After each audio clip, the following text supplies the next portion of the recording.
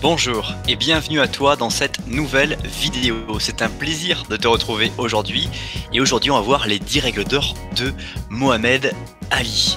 Alors Mohamed Ali, c'est un ancien boxeur professionnel américain, largement considéré parmi les plus grands poids lourds de l'histoire du sport, l'une des figures sportives les plus reconnues des 100 dernières années. Mohamed Ali, on va voir dans cette vidéo plusieurs choses. Brièvement, qui je suis, qui est Mohamed Ali, et enfin les 10 règles d'or de Mohamed Ali qui lui ont permis d'atteindre le niveau de succès que tu lui connais. Assure-toi bien de rester jusqu'à la fin de cette vidéo, puisque j'aurai quelque chose à te dire à la fin de cette vidéo. Alors qui je suis? Je suis Ogier Dolé, je suis salarié, entrepreneur, rentier et actionnaire et j'aide chacun à basculer vers la réussite de sa vie en l'aidant à améliorer son corps, son esprit, ses relations et ses finances. Je t'invite dès maintenant à t'abonner à la chaîne YouTube pour ne pas rater les prochaines vidéos et redécouvrir les vidéos les plus populaires. Alors qui est Mohamed Ali? Mohamed Ali est né le 17 janvier 1942 à Louisville, au Kentucky, aux États-Unis. C'est un boxeur américain évoluant en catégorie poids lourd. C'était le premier triple champion du monde des poids lourds. Alors qu'est-ce qu'on connaît de la part de Mohamed Ali? On connaît souvent, très souvent, le fait qu'il se soit converti et qu'il ait changé de religion. On connaît aussi le fait qu'il a été toujours l'un des premiers à en fait mettre de l'animation entre les combats. Ça veut dire de préparer avant un combat, d'insulter, de menacer, de faire du spectacle plutôt, d'une manière générale, auprès de ses combattants, de ses concurrents, de façon à les déstabiliser psychologiquement. Donc c'était un des premiers à travailler sur le marketing personnel, le personal branding, et de chercher justement, à venir déstabiliser son adversaire. Donc une personnalité vraiment entière, quelqu'un de très adorable, dit-on, en mode privé, et puis dès qu'il fallait être en société, il faisait vraiment ce travail-là. Il a notamment défié les États-Unis lorsqu'il y avait la guerre au Vietnam et qu'ils ont voulu le mobiliser en tant que militaire. Il a dit que aucun Viet Cong ne l'avait un jour insulté ou l'avait fait du mal, donc il n'avait pas de raison de rentrer en guerre. Et les États-Unis l'avaient privé de ses titres de champion. Il lui avait interdit de boxer pendant 3 ans avant que Mohamed Ali revienne à son plus haut niveau. Bref, je t'ai mis dans la description les sources qui m'ont permis de construire cette vidéo et je t'ai aussi mis un livre, la biographie de Mohamed Ali à 8,30 €. Tu as également un lien dans la description de la vidéo. On va passer aux 10 règles d'or, mais juste avant, je t'invite à apprécier la vidéo pour permettre à d'autres personnes de la découvrir et pouvoir ne pas être simplement le seul à avoir découvert cette vidéo. Penser différemment. Voilà la première règle d'or que Mohamed Ali te suggère. Penser différemment. Pense différemment, ça veut dire de se différencier encore une fois. Être différent, penser à être différent, penser à incarner sa propre personnalité, ça veut dire savoir qu'on est différent, comme chacun d'entre nous est différent, chacun d'entre nous a de la valeur à apporter, chacun d'entre nous a une vie singulière, et en pensant différemment, et en autorisant, pas en voyant ça comme quelque chose de bizarre, mais en voyant quelque chose d'opportun, eh bien on arrive justement à trouver des choses et à découvrir comment on peut réussir à faire fonctionner. Donc, penser différemment, c'est ce que Mohamed Ali a fait, notamment il explique dans le fait de vouloir provoquer les adversaires, de vouloir faire du spectacle, de vouloir amener les projecteurs sur son combat, amener les médias, médiatiser, permettre de créer un nom, permettre de créer en fait une audience. Tout ça, il faut le penser, et surtout parce que Mohamed Ali, il savait qu'en lui, il avait cette capacité à pouvoir impacter, à pouvoir aduler les gens autour de lui, et c'est ce qu'il a voulu faire à travers son parcours. Deuxième règle d'or, c'est avoir confiance. On ne peut pas dire que Mohamed Ali n'avait pas confiance en lui, au contraire. Devant les médias, être capable de dire qu'il pique comme l'abeille, qu'il frappe comme la pierre, que il donne le cancer au diable et quand il le voit, tout ça font des images, tout ça démontre qu'il avait une grande confiance en lui. Et quand on est en boxe, ce qui est le plus difficile, et c'est ce que réussit à démontrer Mohamed Ali quand même, c'est d'avoir un niveau de confiance qui soit équilibré. Parce qu'en boxe, si vous êtes trop confiant et que vous arrivez dans un combat face à quelqu'un qui est très humble et qui ne vous démontre pas qu'il est plus fort que vous, votre confiance va finalement se déstabiliser au cours du combat quand vous allez vous rendre compte que l'autre personne est plus forte que vous. et votre confiance ne va pas vous permettre d'accéder à des ressources de réflexion, d'analyse et de trouver une stratégie pour contrer quelqu'un qui est plus fort que vous sur le moment où vous combattez. Et quand vous n'avez pas assez de confiance, justement vous avez tendance à penser que l'autre personne en face de vous est beaucoup plus forte que vous et du coup c'est problématique. Donc il y a toujours en boxe une confiance équilibrée à obtenir, à tenir, pour justement réussir en fait à combattre dans les meilleures dispositions et à trouver les solutions par rapport à l'adversaire qui parfois se transcende, parfois est moins fort, parfois est plus fort que ce qui ne vaut réellement. Et c'est toujours intéressant de voir que Mohamed Ali avait confiance en lui dans la vie à l'extérieur, par ses propos, par cette capacité à se médiatiser, mais que d'ailleurs dans le combat, il avait toujours, même s'il dansait, même s'il esquivait, etc., il avait toujours un niveau de confiance moyen par rapport justement bien à l'adversaire, ce qu'il pouvait lui se produire durant le combat. Troisième règle d'or, c'est défier les règles.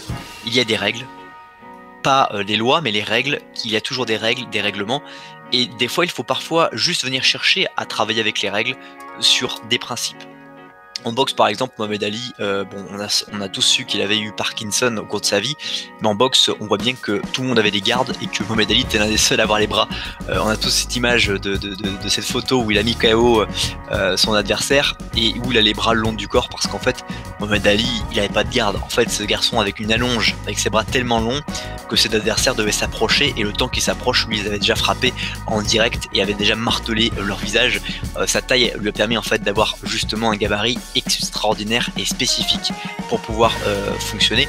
Mais défier les règles, c'est changer, tenter d'aller au plus loin des règles et de les connaître pour trouver finalement comment tu peux résoudre des énigmes. Donc, ta vie en général, défier les règles, c'est observer les règlements et comment tu peux justement économiser de l'énergie, économiser du temps en travaillant, en t'appuyant sur les règles directement, en venant te mettre contre les règles et te dire je m'appuie sur cette règle là et finalement cette règle fonctionne bien. D'ailleurs Tim Ferriss dans ses livres parlait que quand il est devenu champion du monde de sambo, ce qu'il a fait en fait simplement, c'est que il a vu dans le règlement que trois fois si un adversaire tombait 3 fois hors du tapis, eh bien il perdait le combat. Et donc Tim Ferriss il a complètement s'appuie sur cette règle là.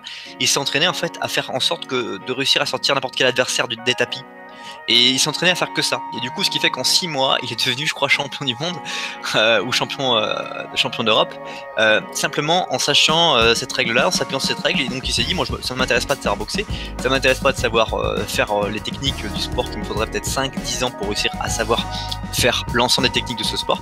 Moi, ce qui va m'intéresser, c'est sortir les gens du tapis, et c'est mon unique objectif pour atteindre les titres et les obtenir. Et c'était l'objectif de Tim Ferriss, et finalement, c'est ce qu'il a réussi à démontrer. Donc défier les règles, ça veut dire s'appuyer dessus et trouver justement une règle qui va pour vous permettre d'être exploité à votre avantage par rapport aux autres. Quatrième règle d'or, c'est rester fidèle à votre plan de match. La vie est un peu comme un combat de boxe. Ça veut dire que quand on va monter sur ce combat de boxe, quand on va monter sur le ring, on ne sait pas ce qui va se passer. On connaît nos facultés, on connaît notre niveau de confiance, on connaît notre niveau de forme au moment où on rentre dans le match, dans le combat. Mais on ne connaît pas l'adversaire, la préparation, l'état d'esprit dans lequel il est, sa forme du jour. Donc il y a une part d'inconnu et bien évidemment votre adversaire ne vous le dira pas. C'est pareil avec la vie.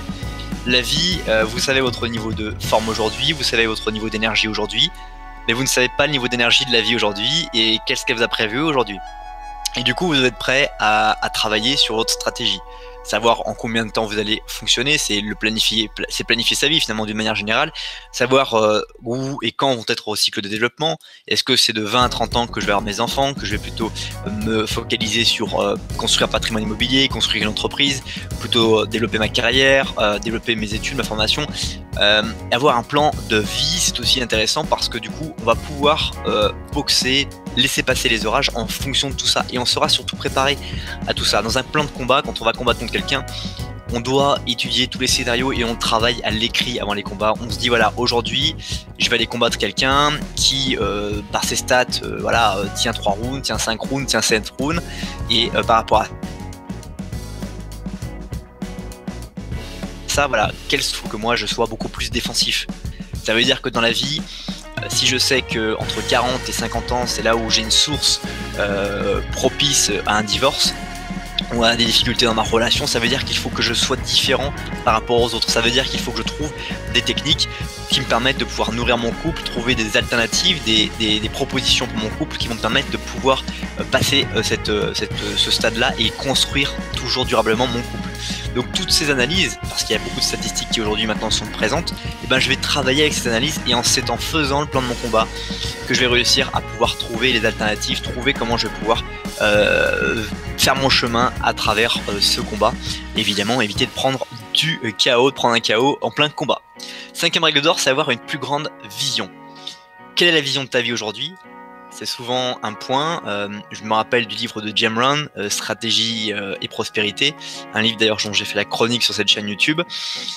Avoir une plus grande vision, c'est quoi? C'est Jim Rohn, il avait 25 ans, il venait d'être embauché dans une entreprise et lorsqu'il est arrivé vers son nouvel employeur lui a dit « Bon, alors montre-moi ta liste d'objectifs pour ta vie. » Et Jim Rohn lui répond « Je ne l'ai pas. » Et donc le mentor lui dit, son patron lui dit « Ah, tu n'as pas dans ta voiture ou tu l'as laissé chez toi ?» Et Jim Rohn lui répond « Non, je n'en ai pas du tout. » Et donc là son mentor lui dit « Donc j'imagine, je peux te dire que tu as moins de 1000 $ en banque actuellement puisque tu ne sais pas comment orienter tes finances, comment orienter ton énergie par rapport à ton avenir. » Et Jim Rohn lui dit effectivement « Comment vous savez que j'ai moins de 1000 $ en banque et que du coup c'est un vrai sujet pour moi. » Et avoir une plus grande vision, c'est savoir ce qu'on va vouloir vivre dans sa vie, c'est un peu comme un plan de match, mais surtout le voir de façon grandiose. Quels sont les grands matchs de ta vie que tu veux réussir à vivre? Quelles sont les grandes étapes dans tes relations, dans ton état d'esprit, dans tes finances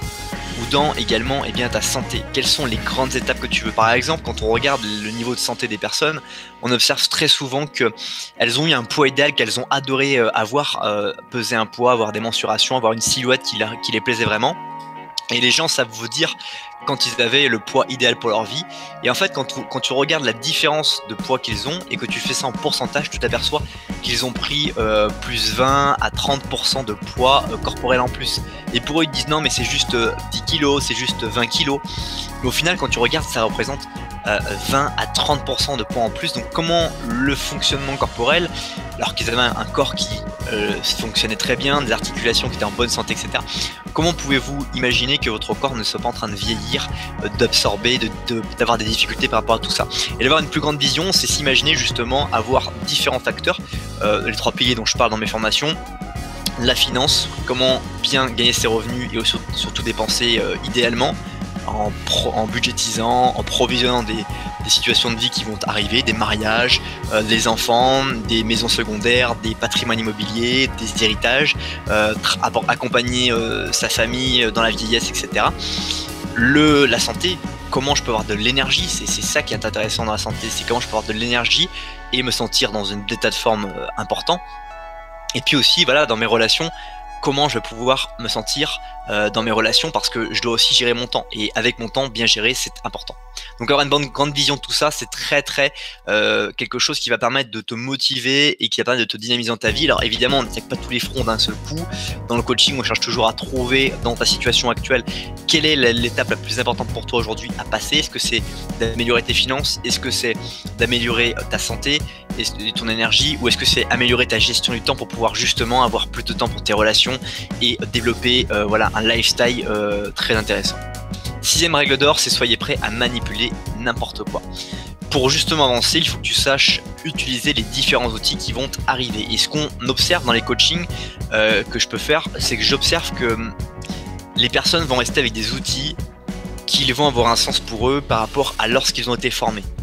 Ça veut dire que aujourd'hui, il y a des personnes qui vont avoir été formées avant l'ère de l'informatique, qui l'ont découvert, qui ont su un petit peu évoluer par rapport à ça, envoyer des mails, comprendre l'intérêt d'envoyer des mails, etc.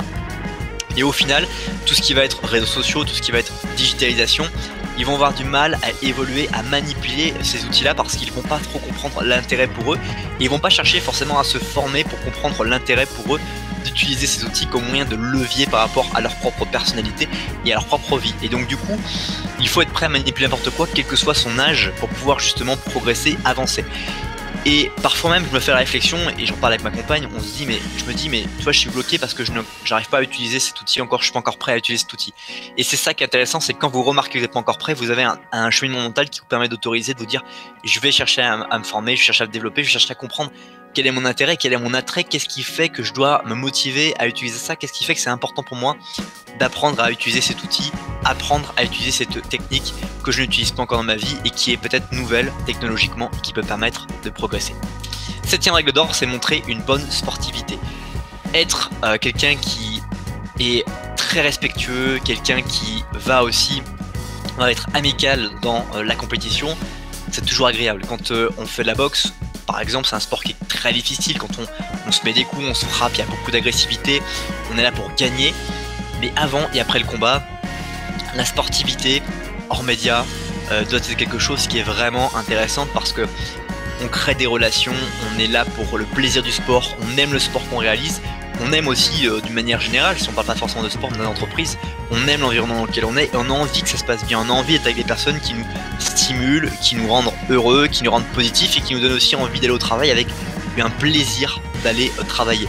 Donc une bonne sportivité, un bon état d'esprit est toujours quelque chose d'agréable.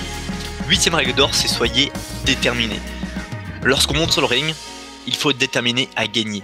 On a la confiance pour aller gagner, on n'est pas venu pour se promener, pour aller prendre des coups, ou juste pour voir ce qui va se passer. On est là pour venir chercher à gagner, éventuellement un KO qui viendrait par un coup bien donné sur une face du visage parfaitement touchée, ou on est là simplement pour venir marquer des points, jouer, trouver des solutions par rapport à un adversaire dont on ne connaît pas les capacités de l'instant. Il faut être déterminé dans la vie, c'est la même chose avec l'entreprise, avec sa vie, être déterminé à aller trouver des solutions dans les situations qu'on va rencontrer dans nos propres vies.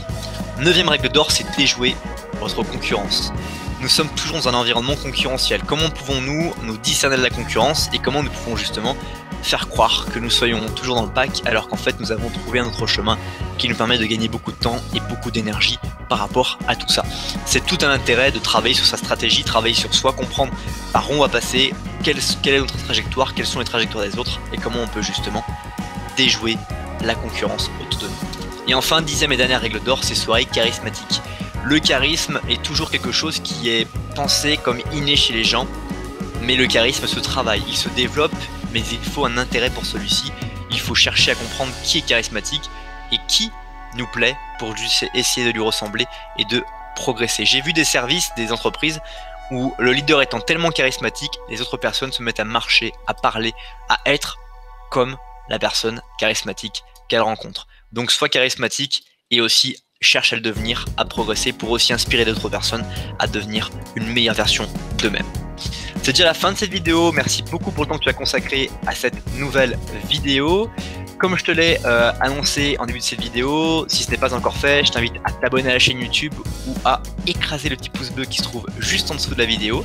Et puis télécharge gratuitement le guide des podcasts exclusif dans la description, 7 idées d'habitudes gagnantes pour améliorer ton corps, ton esprit, tes relations et tes finances. Passe une bonne suite de journée et à bientôt pour une prochaine vidéo.